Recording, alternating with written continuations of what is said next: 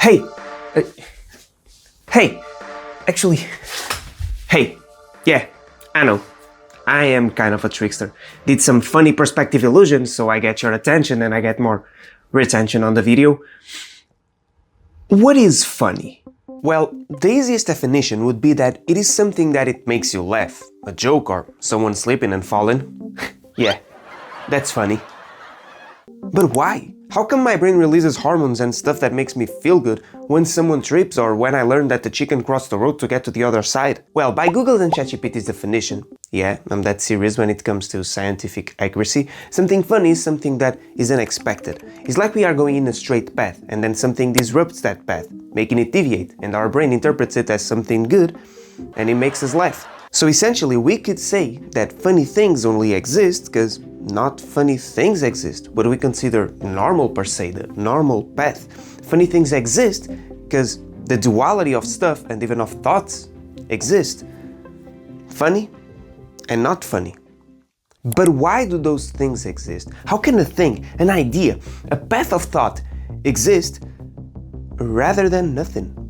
This video will be about the question, why is there something rather than nothing?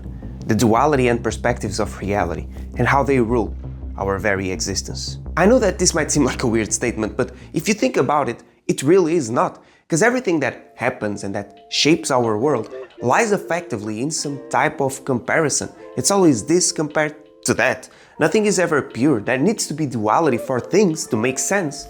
Even reality itself. Okay, maybe I'm not making myself clear enough, so let me give you a very simple example. Movement. Yes, movement. Look at this white dot with a black background. What do you think that the white dot is doing? Well, by what you see, probably nothing. It's not even moving, it seems like it is stationary. But what if instead of a black void, I put an actual background? Oh look, it's moving now. And why is it moving? Well, because now there's something to compare the white dot to. Those things on the background are stationary, but in comparison to them, and from our perspective, the white dot is now moving. So for movement to be understood, there has to be something that is not moving to compare the moving object to. Otherwise, movement isn't real, and it doesn't make sense. It has no meaning. And we can use this understanding not only on physical things, but also on more abstract stuff. And no, it's not time. I won't talk about time in this video. I'll let that for another, well, time. Well, this understanding can be used in us, in our social structures, ways of seeing the world. If something is funny or not, philosophical views, all of them need, in principle, a duality, a perspective for us to compare some things or ideas to some other things or ideas. Like, stay with me on this one. The fact that we know stuff, the fact that we are knowledgeable, presupposes a duality. It presupposes that at a time we didn't know.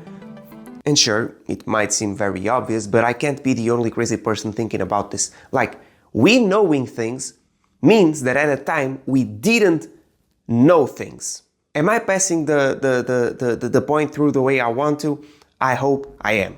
Well, let's say that I don't know what 2 plus 2 is, but then someone teaches me that it is 4, and now I know that 2 plus 2 is 4. For me to get that knowledge, there had to be a time where I didn't have that knowledge, so I can compare it to now that I have the knowledge. Otherwise, I wouldn't know that I had the knowledge. Knowledge and reasoning exist because the lack of knowledge exists. And yes, sure, kinda obvious, I am probably onto nothing. Big me trying to be deep while I'm just an idiot. But I think that this idea of duality present in literally everything from movement to knowledge is kind of fascinating because, as I said previously, our reality and the fact that we exist is kind of hanging on to that abstract idea.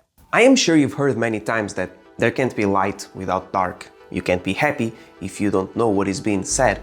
And you might look at it lightly, but like, that is true, that is the case. Those are not just some help depression sentences. Those are actual factual statements about our reality. There would be no way for us to see things if the inability to see wasn't a thing, if there was no dark to compare the light to. How would we know what is feeling good if we didn't know what is feeling bad? How would we know what is not being sick if we couldn't get sick, if there were not male fevers? Our well-being is literally dependent on our not so well-being. The fact that we are able to appreciate good things means that we have to pass through bad things, or at least it means that bad things need to exist. You know when you get sick and you can't breathe well? Yeah, you know what I'm talking about.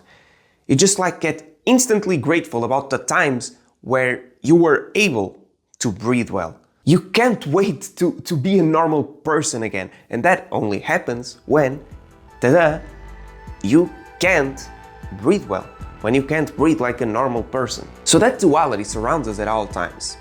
At everything, really. Our very purpose in life presupposes a duality. Life itself presupposes a duality. Life only exists, well, because there is death.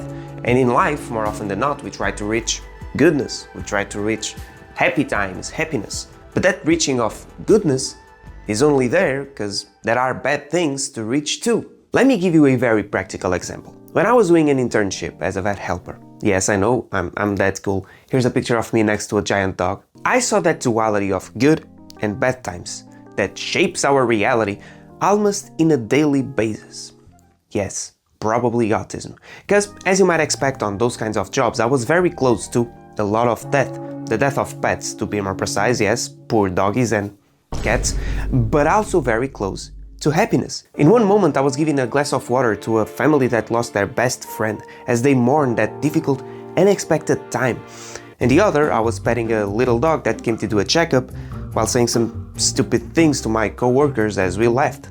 And I just couldn't help to notice that duality, how perspective mattered in that situation, how a moment can be so devastating to someone, how that day that they lost their pet in the vet is probably tattooed in their souls and minds forever. But for us, it was just another day at work. It's not that we don't feel sad or compassion for someone losing their pets, but in the end, it really was just another day at the office. I guess what I'm trying to explain is that even when it comes to living and having feelings and desires, it seems that this duality is always needed and present in some way. Another example that I can think of this duality that is constantly shaping our world is when you are looking at a city or a bridge. I like to do it sometimes, yes, autism, but I like to just kind of wander on thoughts and more often than not have an existential crisis. But anyway, while that is happening, while I'm wandering inside my mind about the complexity of human connections and autistic shit, I can't help but think that those cars that I'm watching passing by, the people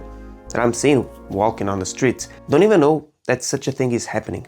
They have no clue that a guy in his 20s is looking at a glimpse of them while thinking about the duality of existence, while that duality is happening right under their noses, while they are just living their lives with their own problems, thinking about their days, trying to figure out a bad situation while listening to a good music. Maybe they're laughing inside their minds because they remember the joke or something. Well, since we're near the end, let's go back to the beginning of the video and discuss why things are funny a little more. Again, by definition from Google, something funny is something that breaks a pattern. Someone is walking, and then they break the pattern of walking by slipping and falling. Cool. But how come that releases hormones that makes us feel good? Why do we feel good when someone falls? Are we all psychopaths? Well, probably not. So why feel good when a pattern is broken? Well, I think that duality comes yet again into play here. And yes, this is just a philosophical statement. It's just me, a guy on his living room, spitting words, okay? Maybe one thing, one pattern isn't enough for us.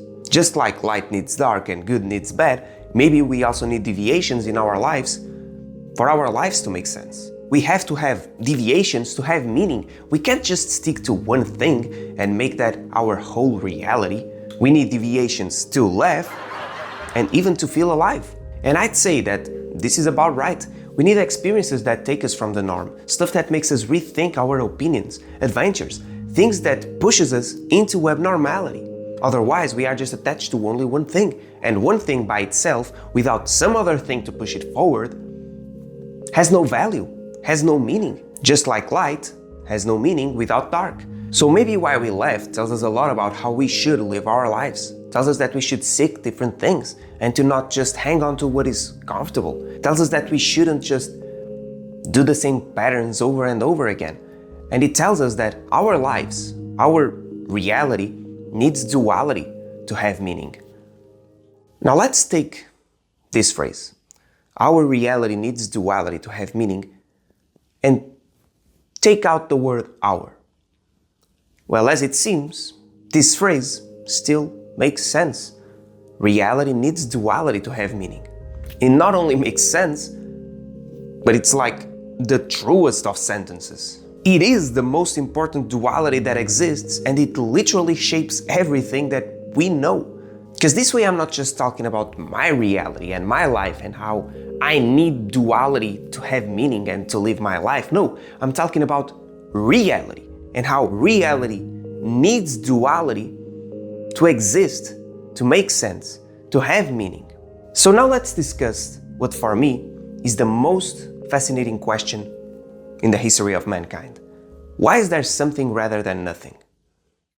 Actually, this question has been bugging my mind since I was like 6. I remember I was having dinner with my family at the table, and then a guy on the news started talking how the universe came to be, how there was a big explosion, and I was like, oh my god, whoa, so cool. But then I got to bed that night and I started thinking, okay, if the universe came from nothing, how was the nothing that created the universe created? How can nothing create something?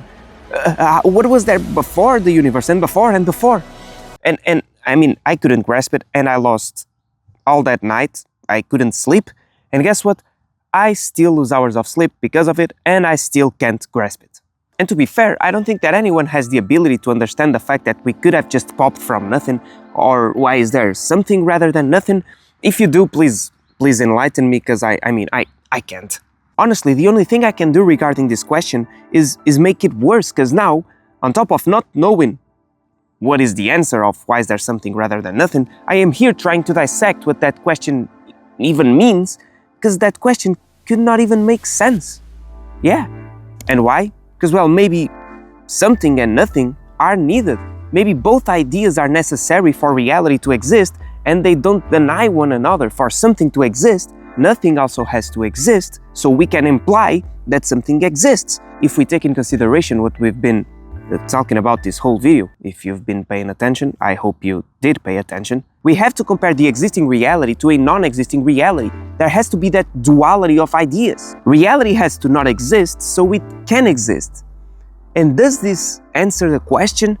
Well, not really. Because firstly, we still don't know how nothing created something. That is still kind of a mystery. And secondly, for some philosophers, the idea of nothing isn't even possible. There can't exist nothing. Because, well, the moment you think of nothing, it becomes a thing, because now it's a thought, and a thought is a thing in a way. So nothing is impossible, and the only thing that can exist is reality, is something. In the world of philosophy, that would be called a necessary being, something that exists regardless of what limits or ideas you try to put in. Reality is a necessary being because it allows all other things to exist, even the idea of nothing, even if nothing is not possible. And sure, cool. But then it begs the question, how come the necessary being, reality, exists rather than nothing? Why is there a necessary being, man? And I want to make myself clear on the idea of nothing, okay? It's not an empty space, a black void, or a quantum field where the universe supposedly came to be in the Big Bang filled with quarks and gluons and virtual particles. I don't mean that. I mean effectively nothing. Not even the idea of nothing, but literally the inability to exist, the absence of reality. Why are there waves, birds, trees, me thinking on top of a tiny chair in the middle of the woods, instead of that? Do you remember what it felt like when you were not born? What do you think happens when you die? You don't know, of course, don't worry. These are questions that are outside the boundaries of what is possible within our minds. But maybe the nothing that I'm talking about, that is needed for reality to have meaning, already existed for us, and we didn't even notice. And maybe it's coming to get us yet again when we die. What if reality is here because we are here, because God or the universe allowed us to experience it, and when we are not here, we just, well, stop experiencing it. Reality just ceases to be. It stops being the way it is to whatever describes us. It turns into the nothing that reality needs to exist and make sense. Because let's all settle something straight. Reality is a very weird thing. External reality, to be more precise, is a weird thing because we are only able to experience things that our human bodies are able to capture. I mean, we see stuff because light is captured by our eyes, and then the brain computes the electric signals and creates the experience of vision within our minds. And it's the same with every other stimulus that describes reality. Hearing, hormones that makes us feel a certain way, everything is our brain computing stimulus and making us experience what is outside, inside our brains. Now, I don't want to get into what is the outside world and what reality actually is. That's not the point. I just want you to understand that what we consider real is what our brain is able to capture and compute. We describe reality and feel things because our brain is alive to do so. So what is reality for someone who is not born yet, or someone who died? The brain isn't computing the stimulus that is capturing from the outside world, because there is no brain to capture things, because we are not alive yet, or because we are dead. So what if that state of not experiencing reality is the nothing needed to create this something that we feel now? What if those moments of not being here to experience stuff create the nothing that reality needs to exist and to ultimately have meaning? Just like there has to be dark for there to be light, just like there has to be bad for there to be good, death for there to be life. Maybe reality only exists because when conscious experience stops, or when it's waiting to begin. When reality can't be experienced, we get that much needed nothing to complete the duality needed for reality itself to exist. Maybe one day we have to not be here, so we can appreciate the fact that we are here, and that we can be here in the first place. Or maybe not. Quite honestly, we probably will never be able to answer why is there something rather than nothing. We probably will never be able to understand what that question really means in the first place. Sadly, to my 6-year-old self, we will never be able to understand why we feel what we feel, or why there are feelings at all, why there are good and bad days, or what morality actually is. We will never be able to grasp why there are galaxies dancing, stars exploding, waves crashing, dogs playing, babies being born, instead of infinite empty voids. How time works, why is there a past and a future, but yet we are locked to the present? How come the lack of reality isn't the only thing that is available to us, if the definition of us makes sense in such a place? If I can even use the word place to describe what nothing is. How all those things combined define what we call reality, and how that exists rather than nothing, the absence of all of that. So in the end, I guess the best thing we can do is just get comfortable with that. Get comfortable that there are things and facts that we will never be able to know. With the fact that we will never be able to understand this strange duality of reality. Thanks for watching. Be a good boy or girl and give me a like for that duality of likes compared to non-likes to increase. I don't know what I'm saying. And watch this video that I made about the theories for why God exists. There I also talk about this contingency argument where there's something and nothing, and why things exist rather than not existing. So yeah, you might like it. You will like it. See you on the next one.